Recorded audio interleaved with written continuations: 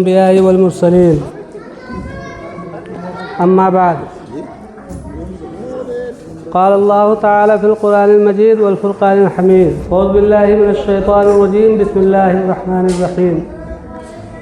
ليبلونكم من الخوف والجوع ونقص من الأموال والأنفس والثمرات وبشر الصابرين. آپ بہت دیر سے حضرت مولانا محمد احمد صاحب رحمۃ اللہ علیہ کی شخصیت کے بارے میں سنتے ہوئے آئے ہیں اور ان کی تعزیت ہی کے لیے جلسہ منعقد کیا گیا ہے. اور حضرت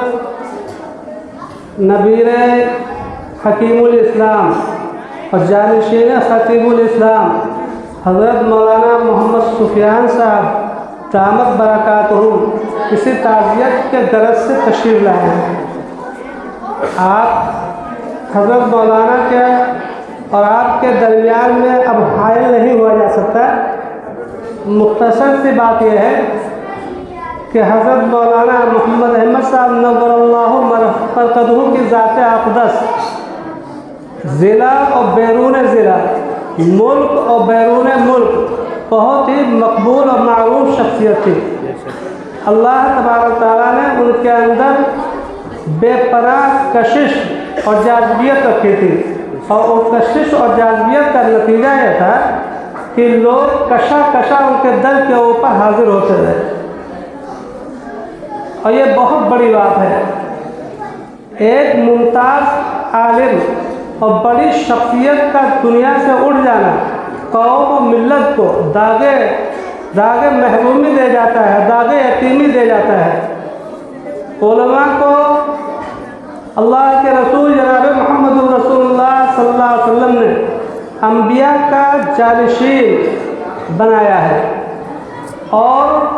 ان کی موت کو علم دین کے لیے ناقابل تلافی نقصان قرار دیا ہے.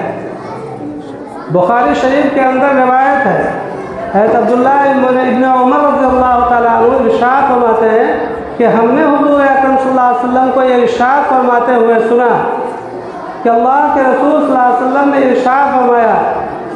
کہ اللہ تبارک تعالیٰ علم کو ایک بار کی نہیں اٹھائیں گے کہ لوگوں کے سینوں سے نکال لے, بلکہ علم کو علماء کے موت کے ذریعے سے اٹھایا جائے گا. پھر کیا ہوگا کہ جب ساری دنیا کے اندر کوئی عالم نہیں باقی بچے گا تو لوگ جاہلوں کو اپنا سردار بنا لیں گے اور وہ لوگ ان سے مسائل پوچھیں گے اور وہ علم نہ ہونے کی وجہ سے غلط مسائل بتائیں گے اور غلط فتویٰ دیں گے. ضلوا فاضلوا, وہ تو خود گمراہ ہو گئے اور دوسروں کو بھی گمراہ کر دیا. حضرت مولانا مرحوم کی شخصیت, حضرت مولانا محمد احمد صاحب رحمۃ اللہ علیہ کی شخصیت بہت ہی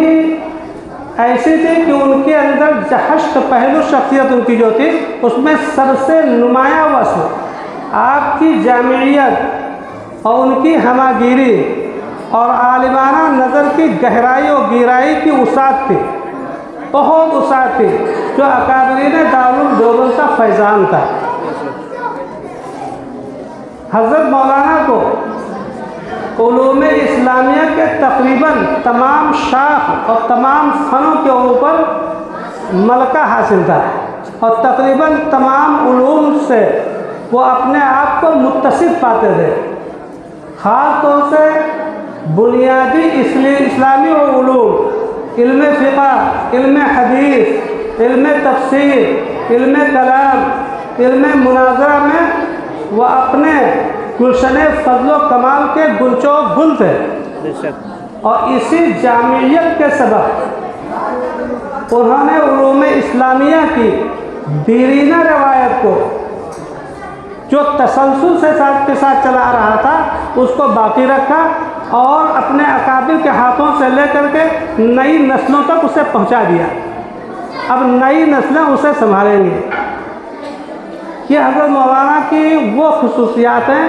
جو میں نے بہت سی مختصر عرض کی ہیں, کیونکہ حضرت مولانا تشریف رکھتے ہیں اس لیے زیادہ کچھ کہنے کی نہ ہمت ہے نہ کہا جا سکتا ہے، اور جو کچھ حضرت مولانا کے بارے میں ہم نے کہا وہ سب کا سب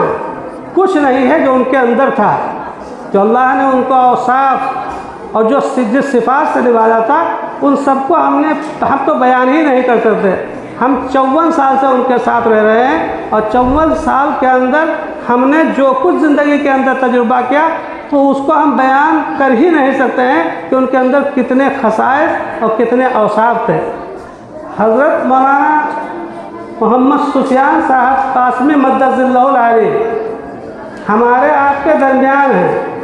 جو خانوادہ قاسمی کے چشم و چراغ ہیں۔ آپ کریم ابن کریم ہیں۔ آپ صاحبزادے ہیں خطیب الاسلام حضرت مولانا محمد سالم صاحب رحمۃ اللہ علیہ کے، اور حضرت مولانا محمد سالم صاحب رحمۃ اللہ علیہ صاحبزادے ہیں حکیم الاسلام حضرت مولانا قاری محمد طیب صاحب رحمۃ اللہ علیہ کے، اور حضرت حکیم الاسلام رحمۃ اللہ علیہ شاگرد ہیں شمس العلماء حضرت مولانا محمد احمد صاحب رحمۃ اللہ علیہ کے، اور حضرت مولانا محمد احمد صاحب رحمۃ اللہ علیہ شاگرد ہیں بلکہ صاحبزادے ہیں حضرت حجت الاسلام قاسم العلوم الخیرات حضرت مولانا محمد قاسم نانوتوی رحمۃ اللہ علیہ کے۔ تو گویا کہ آپ خاندان قاسمی کے 5ویں نسب کے چشم و چراغ ہیں۔ آپ کا اس علمی دنیا کے اوپر سب سے بڑا علمی احسان ہے، اور ہر قسم کا احسان ہے۔ اتنا احسان ہے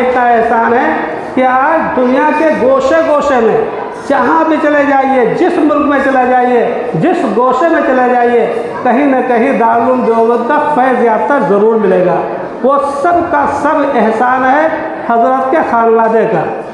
کہ حضرت ہی اس کے تمام نیکیوں کے جو علماء کے ذریعے یا طلباء کے ذریعے جو حاصل ہو رہی ہیں وہ سب حضرت کے کھاتے میں جا رہی ہیں۔ تو حضرت کی بہت ہی خصوصیات ہیں، اعلیٰ نسب ہیں، آپ شرافت اور نجابت کے پیکر ہیں، علم و عمل کے بحر ذخار ہیں، اور تقوی اور تقدس کے تو پہاڑ ہیں۔ آپ کی اور آپ کے خاندان کی تقوی اور تقدس کی قسم کھائی جاتی ہے۔ جیسے سمندر کے اندر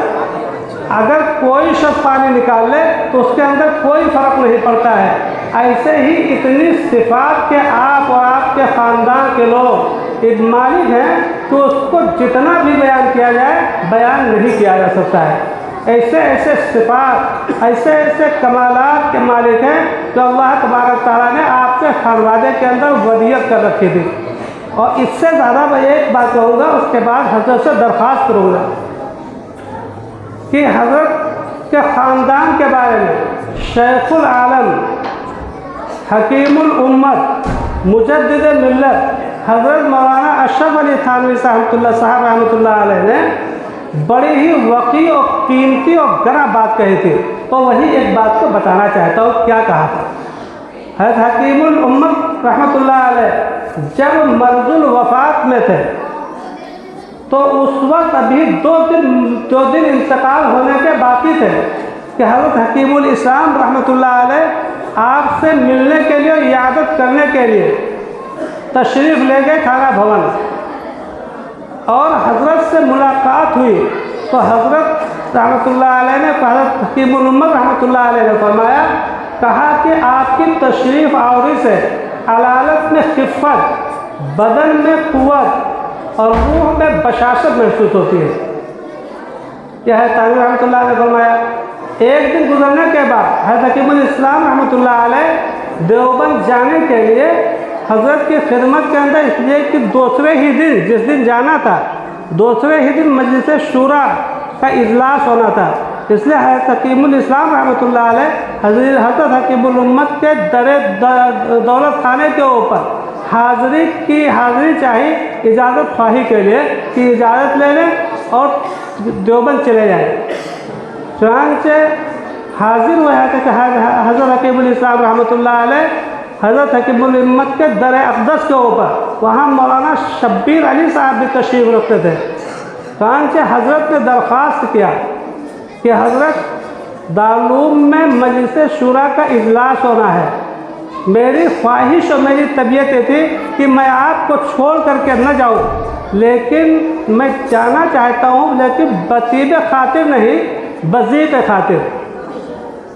اس لیے آپ سے اجازت چاہتا ہوں کہ آپ اجازت دے دیں۔ حضرت تھانوی رحمۃ اللہ علیہ نے حضرت حکیم الاسلام رحمۃ اللہ علیہ کو ہاتھ کے اشارے سے قریب بلایا، آپ تشریف لائے تو آپ کے ہاتھوں کو اپنے ہاتھ میں لے لیا اور اس کے بعد اس کو چوما، چومنے کے بعد آنکھ پہ لگایا اور پھر سر کے اوپر رکھا، اور اس کے بعد فرمایا